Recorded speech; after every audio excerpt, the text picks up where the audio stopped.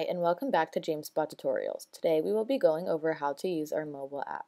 It is available for download on Google Play and the Apple App Store. To start, log into the app using the same login information you used for your platform. I will skip this step in the tutorial as login information is important to keep private. Same as your platform on your computer has a home page, so does your app. It is the wall of your platform. The interface is virtually identical except it's a mobile version. You can still click on Posts to see any interactions people made with it. If you have the Favorites app, you can bookmark the post if it's a post that contains important information you constantly need to reference. Somewhat like the desktop version, the mobile app has a navigation menu located in the top left corner of your screen. Here you have your quick access links like groups and whatnot, as well as your apps and more. Let's get started with your groups. As I've said in previous videos, groups are the foundation of your JamesSpot platform. Here you can see all of the groups on your platform, minus the private groups you are not a part of. Moving on, we will cover the Messenger app on your mobile device.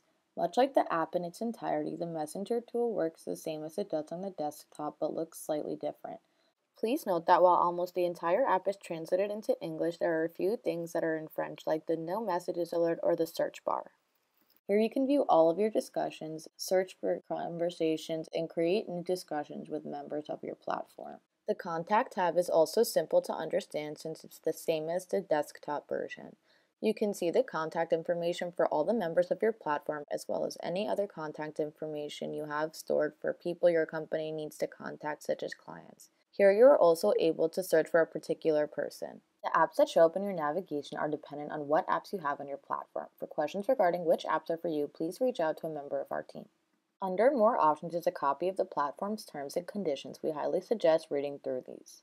The Notification Center controls what kind of notifications the app will push to your device. These are highly customizable and subject to change at your own will. Switch Network pertains to people who are members of several JamesSpot platforms and need to toggle between them, so it likely does not concern you. However, it is good to know that it is just redirecting you to the login page. When you click Show Profile, you will be taken to an overview of your profile, same as the desktop version, but something different is you can see all the posts you have created and all the groups you are in too. Like I mentioned before, my app is set to be in English and the vast majority of the app is translated. However, there are one or two minor things that are not. There are a few ways to publish something to your platform from your mobile device. The first way is to click the box that says Create Post on the wall. Start by selecting what group you want to publish the post to.